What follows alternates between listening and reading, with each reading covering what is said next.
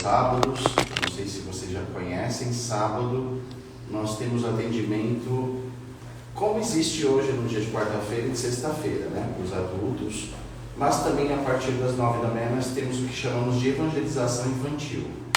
O que é essa evangelização infantil? É um momento em que crianças e pré-adolescentes de até 14 anos podem estar vindo, no sábado a partir das 9, e eles terão atividades lúdicas a respeito de Jesus, a respeito da doutrina espírita. Então, quem tiver filhos, afilhados, sobrinhos ou pessoas que se enquadram aí no perfil, né, de crianças e pré-adolescentes, todo sábado nós temos essas atividades, todos estão convidados. É o mesmo preço de quarta-feira, tá? Gratuito.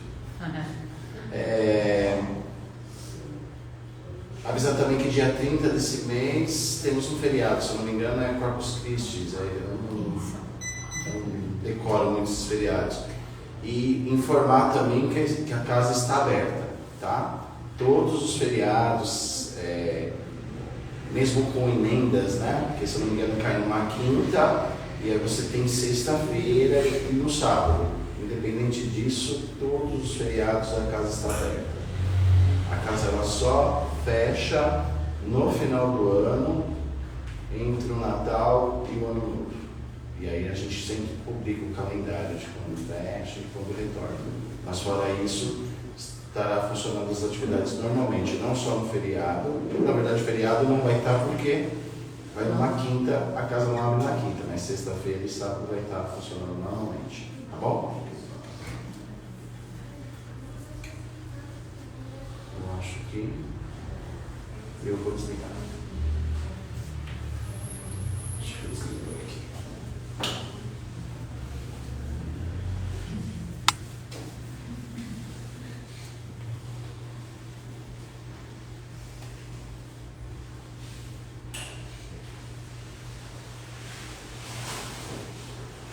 Vamos então nesse momento aliviar os nossos pensamentos, acalmar os nossos corações, elevando o pensamento apenas a Deus, nosso Pai maior, mentalizando Jesus, nosso Mestre querido, deixando do lado de fora as tribulações do nosso dia a dia, as intempéries da nossa rotina. E nesse momento aqui nesta casa, que nos acolhe, nos ampara, dediquemos esse tempo às nossas reflexões mais íntimas, à busca pelo esclarecimento, a calma que necessita os nossos sentimentos, nosso coração. Dedicamos esse momento a nós, agradecendo a oportunidade de estarmos aqui, recebendo o Evangelho do nosso Mestre Jesus, não apenas para refletir sobre suas palavras, mas também para termos uma bússola para as nossas ações.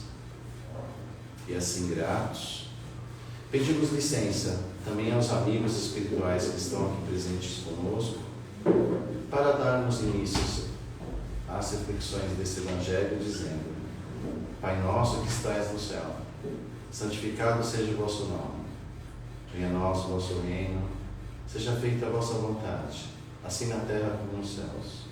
O pão nosso de cada dia dai-nos hoje, perdoa as nossas dívidas, na medida que aprendemos a perdoar os nossos devedores. E não nos deixes cair em tentações da vida, e livra-nos de todo mal. Que assim seja, graças a Deus e graças a Jesus. Todos estão me ouvindo bem? Então, um pouquinho. Bom, vamos lá. Hoje nós vamos fazer uma reflexão do capítulo 17 do Evangelho segundo o Espiritismo. É uma boa reflexão. O título desse capítulo chama-se Sede Perfeitos. E a reflexão que nós vamos fazer é do item 1 ao item 4, cujo título se chama O Homem de Bem. Então eu vou pedir licença para vocês para fazer a leitura do item 1, que é uma passagem do Cristo que está em Mateus, no capítulo 5, versículos 44 a 46.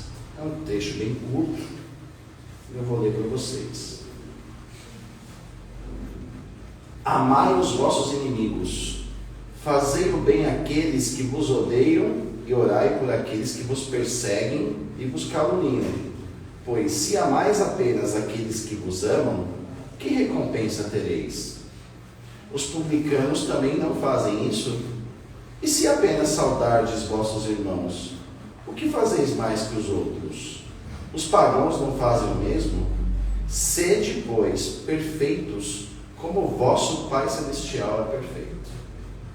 Essa é a passagem que nós temos em Mateus, que fala sobre a questão da perfeição.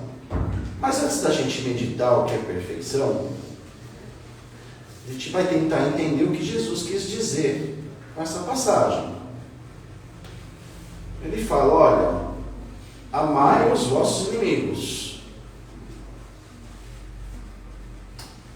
Porque é muito fácil amar quem nos ama.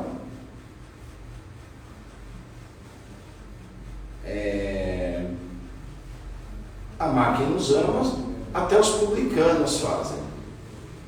Vamos parar um pouquinho para a gente refletir o que é publicano. Publicano, inclusive no próprio Evangelho, se vocês pegarem, fizerem a leitura desde o início do Evangelho, o Kardec faz uma espécie de um glossário. E eles colocam o significado de cada expressão usada nas palavras do Cristo. E publicano era aquela pessoa que trabalhava para o Império Romano, vamos dizer assim, não é o nome correto porque não existia esse conceito de Estado, mas vamos dizer assim que é um funcionário público, não é? Só para hipoteticamente falando. Ele é um cobrador de taxa pública, era aquele que saía na casa dos cidadãos romanos e cobrava a taxa, o imposto. Eles lidavam com o dinheiro público. Eles eram os burocratas do dinheiro público. Então eles eram odiados, né? Porque era a pessoa que, em nome do Império Romano, do poder de César, cobrava imposto e ai que não pagasse, né? E existia um ditado muito comum nessa época, Império Romano, que quando você queria usar de maneira figurativa, fazer um escárnio com um publicano ou com uma pessoa poderosa economicamente, as pessoas como diziam, olha, ele é rico como um publicano, ou seja, ele enriqueceu de maneira duvidosa. Por quê? Obviamente o publicano tinha suas propinas, né? Fazia os seus acordos paralelos com o Império Romano. Não é muito diferente do que é hoje, né? A gente só mudou a expressão. Mensalão, petrolão, rachadinha, né? Como diz o Emmanuel, o cenário mudou, mas os atores são os mesmos. Não tem muita diferença. Então, amar aquele que te ama, isso até os publicanos fazem, os pagãos fazem. Tá? Mas isso não significa ser perfeito. O que significa ser perfeito? Ser perfeito é você não possuir nenhum defeito. Algo que é perfeito é algo que não possui defeito, né? Ele é perfeito, não tem o que se reclamar, não tem o que se... É perfeito. Ele existe, ele tem ausência de defeito e toda a característica é voltada à perfeição. Então, o que é ser de perfeitos? É justamente não termos defeito. No caso da moral, ser de perfeitos significa nós não termos nenhum defeito moral. Daí a ideia de amar o nosso inimigo, né? Porque se você só ama quem ama, obviamente você tem ódio por aquele que te odeia. Então isso não mostra uma perfeição moral. Então logo nós não somos perfeitos. Para sermos perfeitos, temos que amar os nossos inimigos. Basicamente é isso que se passa na passagem. E o que é ser o homem de bem? O que é ser de perfeitos? Buscar a perfeição. O homem de bem é o que segue as leis divinas. É o que não possui defeito. E o que você faz para não possuir defeito? Segue as leis divinas. O que são as leis divinas? Os 10 mandamentos, por exemplo, são as leis divinas. Não mata, não rouba, não cobiça a mulher do próximo, mas honra o pai e a mãe. Eu estou falando de Moisés, tá? 3.000 anos atrás, mais de 3.000 anos atrás. Então, ser de perfeito seria, por exemplo, cumprir os 10 mandamentos, que em pleno século XXI, a grande maioria, ou melhor, eu posso dizer que todos nós não cumprimos. Né? São raros os espíritos na Terra que conseguiram minimamente cumprir os 10 mandamentos. E por que nós falamos de Jesus quando falamos de perfeição? Porque Jesus não só retomou as leis divinas trazidas por Moisés, ou como diz o Chico Xavier no programa Pinga Fogo, psicografadas talvez por Moisés, ele não só trouxe, como ele exemplificou na sua vida prática. E ele disse o seguinte, esses 10 mandamentos a gente pode resumir em 2. Amar a Deus sobre todas as coisas e o próximo como a nós mesmos. Porque se eu amo a Deus, que é a perfeição, e é o que me criou, obviamente eu vou cumprir as suas leis, que são as leis divinas. Então, óbvio que eu vou buscar a perfeição. E amar o próximo, o que significa amar o próximo? Eu ser justo com a condição do próximo, eu amá-lo, independente de quem ele seja, inclusive o meu inimigo, e eu praticar a caridade, que é ser benevolente, ser indulgente e perdoá-lo. Mas a gente vai conversar sobre isso. No Livro dos Espíritos, na pergunta 875, que por sinal não pus em ordem aqui, tem um capítulo 9, chamado Lei de Justiça, Amor e Caridade. Deixa eu ver como 875. Não é que eu vou achar. Capítulo 11, Lei de Justiça, não é capítulo 9 não, desculpa, capítulo 11, Lei de Justiça, Amor e Caridade. E a pergunta 875 diz o seguinte: como eu posso definir a justiça? Como é que eu posso ser justo com alguém? E é uma frase só, tá? Os Espíritos respondem o seguinte: a justiça consiste no respeito aos direitos de cada um. Ser justo é, antes de mais nada, respeitar os direitos de cada um. E quanto à caridade, ele vai na pergunta 886, por isso que eu deixei para explicar depois, e ele fala, olha, qual é o verdadeiro sentido da palavra caridade, como entendia Jesus?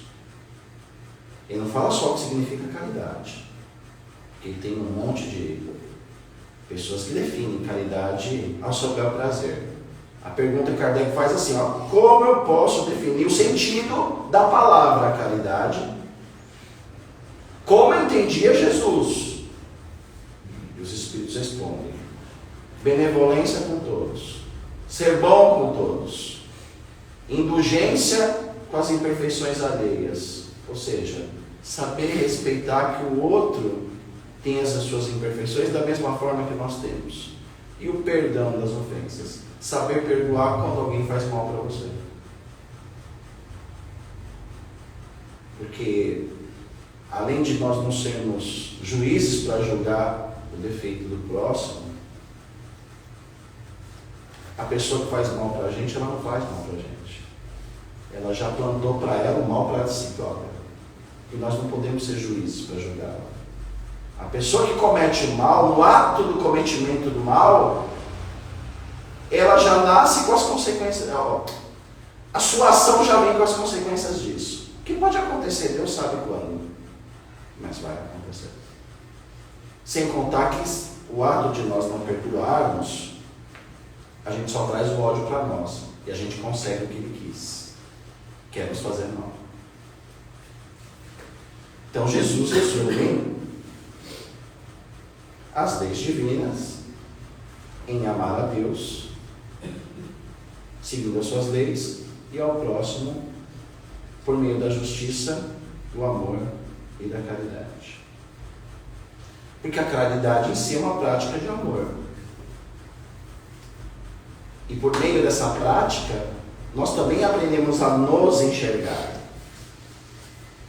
E quando a gente auxilia o próximo, busca... Hoje está muito na moda, eu não gosto muito dessa palavra, mas está muito na moda. A gente busca ter empatia, se colocar no lugar do outro. Muitas vezes a gente está olhando para nós mesmos. Muitas vezes aquele problema que o outro passa é um problema que a gente já passou, um dia vai passar. E com certeza aquele outro vai ter a referência, vai ter nos dado a referência da situação que nós possamos enfrentar. Por isso que Jesus nessa passagem diz o seguinte: fazer o bem aos que nos odeiam, perseguem ou caluniam, amai os vossos inimigos. O que é o nosso inimigo?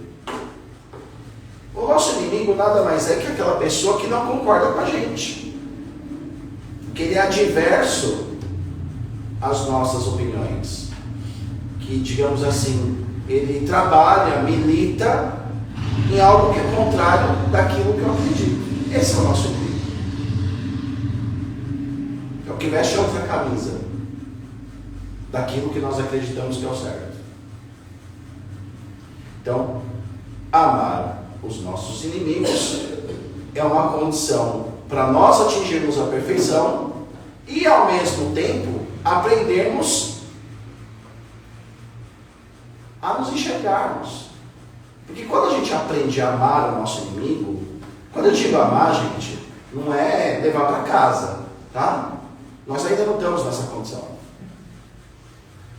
O amor, nesse sentido, é você se despojar de qualquer sentimento de raiva, de ódio, de rancor, de ressentimento com aquele que nos opõe às nossas ideias.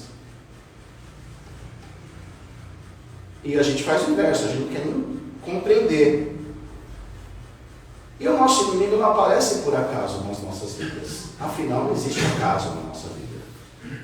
O nosso inimigo, ele tem uma grande importância para que nós nos aperfeiçoemos e nos tornemos pessoas de bem. Porque se não existe o inimigo, como é que eu vou desenvolver o amor? Na sua essência, como nos disse nessa passagem. Amar quem te ama é fácil, quer ver você amar quem falar aquilo que você não quer ouvir. Então o nosso inimigo nada mais é que alguém que Deus coloca do nosso lado, muitas vezes, para ser franco conosco mesmo. Porque o nosso amigo ele não vai ficar apontando os nossos defeitos. O nosso inimigo é o inverso. Ele não tem interesse nenhum em mascarar quem nós somos. Ele não tem interesse nenhum em preservar a sua aparência. Ele geralmente fala realmente o que nós somos. Ou aquilo que a gente não concorda. Por isso que se chama inimigo. Né? Ele é adverso ao campo de ideias que nós temos. Então, nós temos que observar os nossos inimigos não como um obstáculo na nossa evolução. Na verdade, o inimigo ele é um instrumento da nossa evolução. Eu gosto de brincar, que eu já falei 1 milhão de vezes, mas eu sou da época que se aprende por repetição. Inclusive, eu aprendo assim. Os nossos inimigos são os nossos personal trainers. Para ficar bem fofinho, para ninguém esquecer. Por que são nossos personal trainers? Né? E ó, um detalhe, esse personal trainer não nos trai. Ele treina a nossa paciência, ele treina nosso estresse, ele treina a nossa maldade, ele treina aquilo que tem no coração, ele treina tudo de uma vez só. Ele é um excelente personal para o nosso progresso espiritual. Ele é um excelente indicador para a nossa condição moral. Sem contar um detalhe muito importante, que quando nós somos treinados por esses inimigos, e quando ele consegue nos provocar, como diz a psicologia, realmente o nosso inimigo tem razão naquilo que ele aponta. Realmente ele mostra ou adverte da maneira dele, mais jocosa possível, a condição que nós estamos, as deficiências morais que nós temos. Porque se nós nos incomodamos com aquilo que ele diz, é porque, teoricamente, nós temos aquilo que ele diz dentro de nós. É como diz na psicologia, né? Ele mostra o nosso espelho, ele desperta o nosso lado narcísico, né? E Narciso não gosta de espelho. Enfim, às vezes a gente, né, o mito do Narciso, né? Ele fica admirado com aquele espelho d'água, se apaixona tanto por aquilo que ele cai numa afogada. Então, tanto amor que ele criou pela sua imagem. E às vezes o inimigo vai lá e tira você do lago, né? Ele mexe no seu íntimo. Daí a ideia de nós aprendermos a tolerar os nossos inimigos, porque ele acaba sendo um aliado no nosso processo evolutivo, porque ele faz a gente nos enxergar de uma maneira melhor, a nos autoavaliar. E ao mesmo tempo, uma coisa muito importante, ele nos ensina a gente a nos amar, a controlar os nossos sentimentos. Ele tira a gente do salto. Então, amar o nosso inimigo também é um aprendizado para nós. E quando nós aprendemos a amar o nosso inimigo, nós estaremos caminhando para a evolução. Agora, amar quem nos ama, que a gente gosta, é muito fácil, né? Aquela troca com troco, né? A pessoa me faz bem, eu faço bem também. Amar quem a gente gosta, até os criminosos amam. Até as pessoas mais delinquentes, ou seja, que delinquem a sociedade, faz isso. Até os publicanos, os malfeitores, como nos diz nessa passagem. Então não há méritos ou vantagem em você amar quem te ama. Obviamente que você está aprendendo a amar, né? Você está desenvolvendo o amor com aquele que te ama. É muito bom isso. Mas isso já faz parte das nossas vidas. Nós nascemos automaticamente com pessoas que, sem a gente ter compreensão das coisas, teoricamente, nos dão amor. Então isso já faz parte da nossa prática, a gente retribuir bem quem nos faz bem. E é difícil a gente pensar assim, né? Eu, quando eu leio esse trecho do Evangelho, eu confesso que minha fé abala um pouco, porque eu fico pensando, será que um dia a gente vai ser perfeito? Não é? Porque, amar o inimigo, ultimamente eu não estou nem me amando direito, porque nem amar quem me ama. Entende? É muito difícil. Mas não tenhamos dúvida disso. Porque aquele que nos criou, nosso Pai maior, colocou nós a sua imagem e semelhança. Ele colocou em nós o germe da virtude de amar.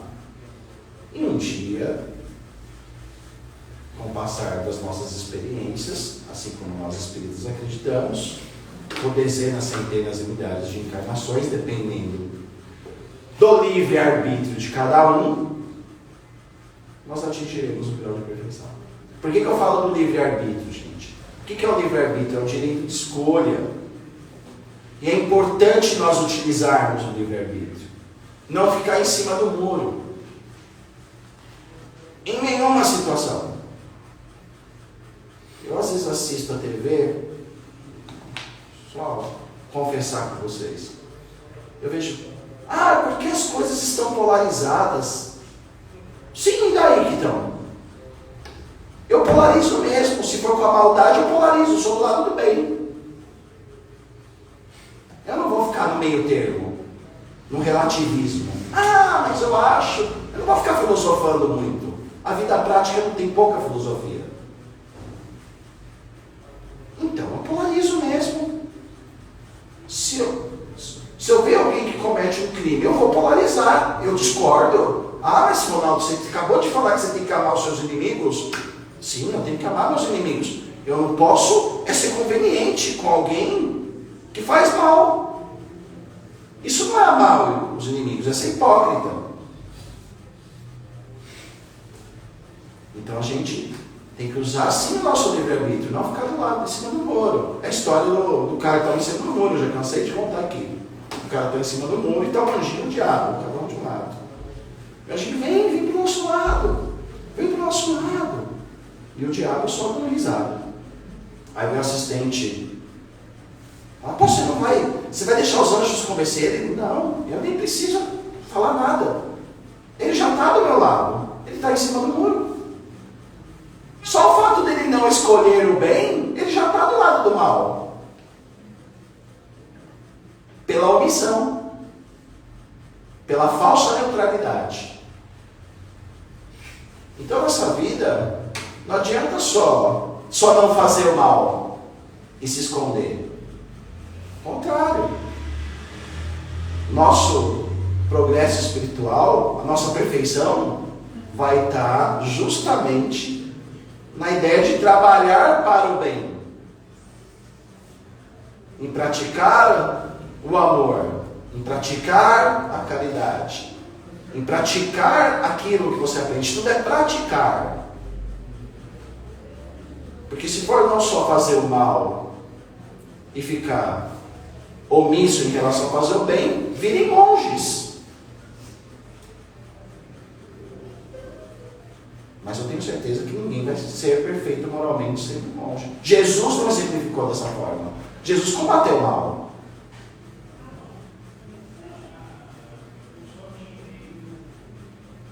Inclusive, quando foi condenado à morte, quando foi para o Calvário, aquilo foi a maior prova de combate ao mal.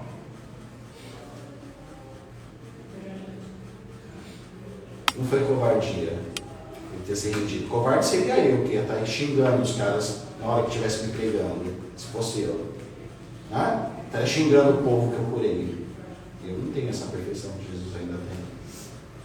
Mas olha a vida de Jesus do início ao fim e me diga aonde que a vida dele foi paz. Ele ficou em cima do muro. Nenhum momento. E quando o mal veio provocá-lo ao mal, ele falou, não, aqui perdoa eles, pai, eles não sabem o que fazem. Vamos lá, é isso que vocês querem, então. Então, é importante nós usarmos o nosso livre-arbítrio. Porque as causas das nossas mazelas estão justamente no fato de nós não usarmos. A nossa vaidade, o nosso orgulho, está justamente na ideia de nós sermos omissos em praticar o bem.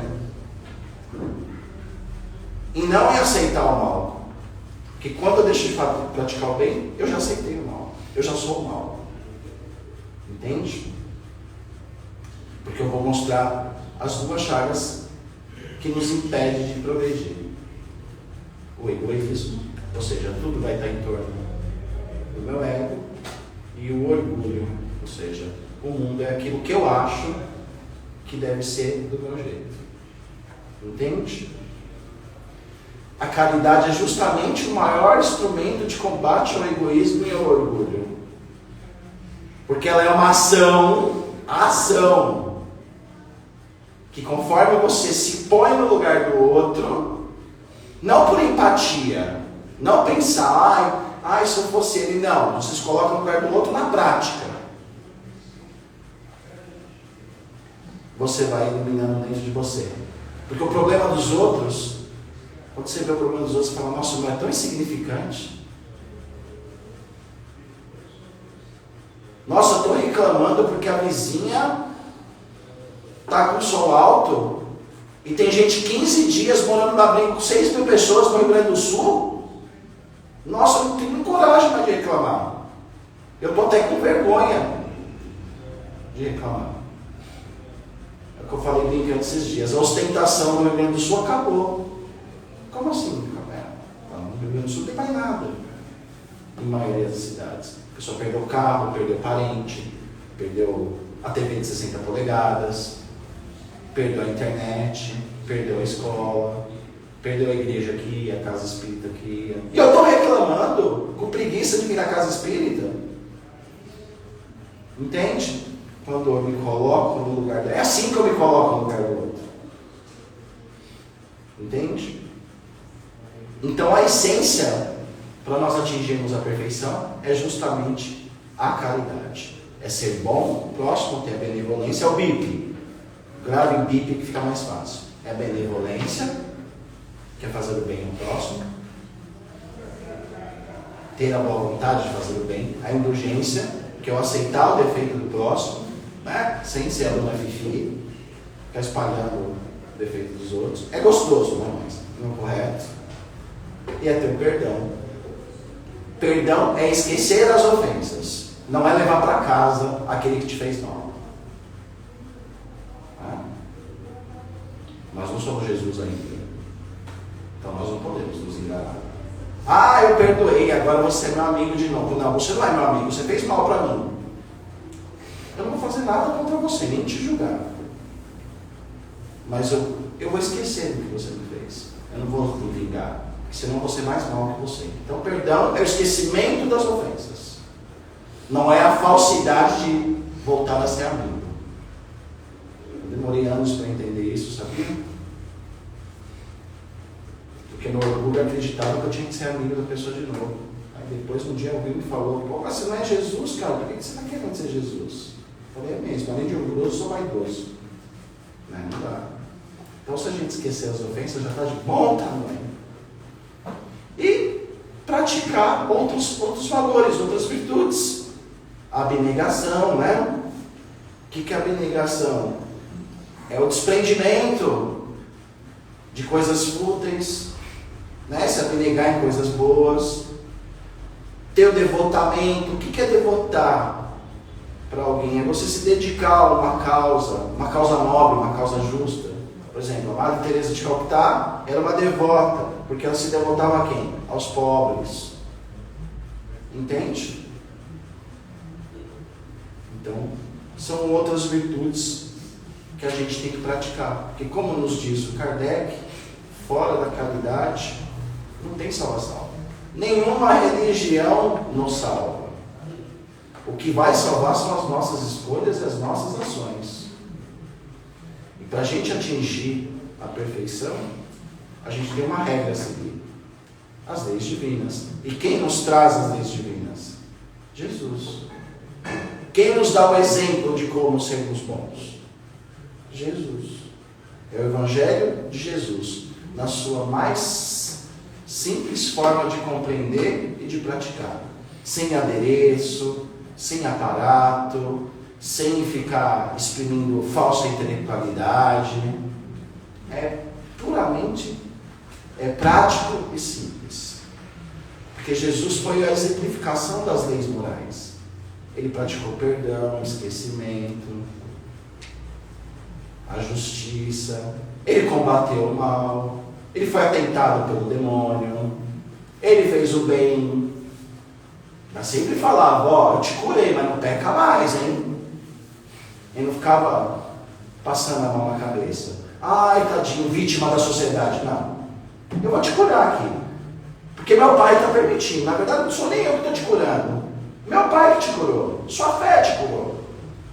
Mas não peque mais. Não é? Ele não passou a mão na cabeça de alguém. Ó, tadinho. Vítima da sociedade. Não. Ele pôs em prática as leis divinas. Ah, mas Deus pune a gente? Não pune. Mas ele deixa claro o caminho que a gente tem que fazer. Ele polariza. Não existe ajuste na lei divina. Ou você escolhe o caminho do bem ou do mal. E a gente sabe, porque nós temos em nós o germe das virtudes das leis divinas. Todo mundo sabe o que é o certo e o que é errado. É que geralmente ou a gente gosta de fazer o errado, ou a gente se esconde quando é para fazer o certo. Então o Evangelho do Cristo que é o nosso caminho. Ele que é o nosso código de conduta moral. Ele que é o nosso código de caráter moral. E a gente só vai ter um caminho para seguir a perfeição. Buscar fazer o bem sem esperar nada em troca, sem pedir nada em troca. A educação humana, quando eu falo educação na escola, tá? A escola está longe, inclusive, de buscar a perfeição moral. Né? A educação humana que não tem... Educação é um conjunto de hábitos, num sentido mais prático.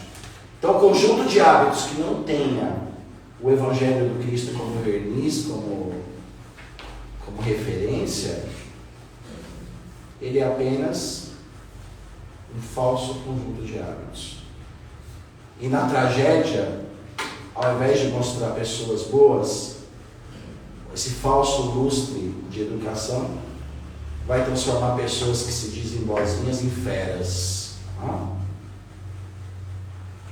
Pessoas que socialmente são bonitas nas redes sociais, assaltando casas alagadas. Olha que coisa. Mas melhoramos, viu? Na Roma, na época dos publicanos, seria bem pior.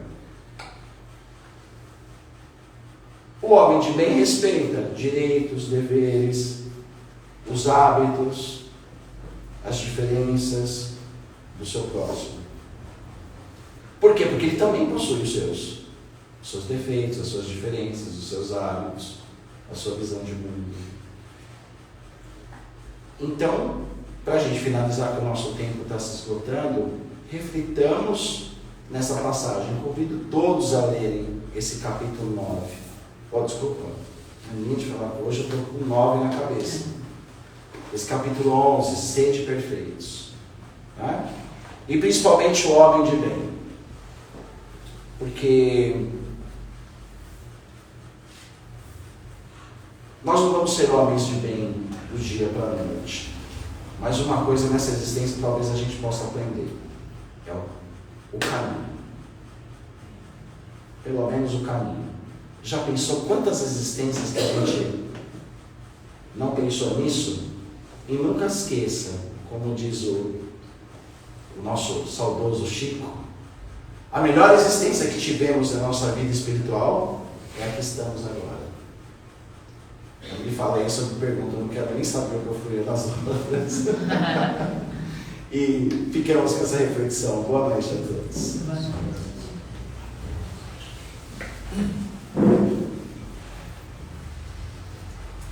Vamos então, nesse momento, agradecer a Deus, a Jesus, por mais uma oportunidade de refletir sobre suas palavras, seus exemplos. Agradecer a equipe espiritual que está aqui conosco, também partilhando das nossas reflexões do Evangelho do Cristo. E nesse momento, agradecer a esta casa pela oportunidade que nos dá de buscarmos aqui aprender, refletir, a trocarmos experiências e de alguma forma estarmos mais próximos do Evangelho do Cristo. E assim gratos, unidos aqui, encarnados e desencarnados, elevemos o pensamento ao nosso Pai Maior e pedimos, rogamos, para que Ele nos abençoe e nos traga, por meio de seus amigos, energias benéficas para o nosso corpo, físico e espiritual. Que essa energia que se condensa nessa sala nesse momento perpasse cada célula do nosso corpo, nos trazendo equilíbrio físico, equilíbrio emocional, e que essa energia, ao estar no nosso corpo, vibre por nossos pensamentos até os nossos lares, que perpasse cada canto do nosso lar, que atinja cada pessoa que lá porventura esteja, que limpe as energias negativas que os nossos maus pensamentos criam, e que se porventura tiver algum irmão lá que não tem um propósito do bem, que ele possa ser tocado por essa energia e ser encaminhado para o seu auxílio, de acordo com a sua necessidade e também com o seu merecimento. Que o nosso lar também se transforme num farol de luz, que essa luz reflita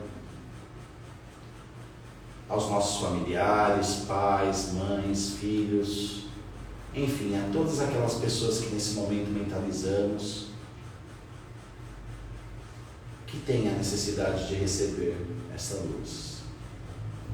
Que ela também reflita nos nossos locais de trabalho,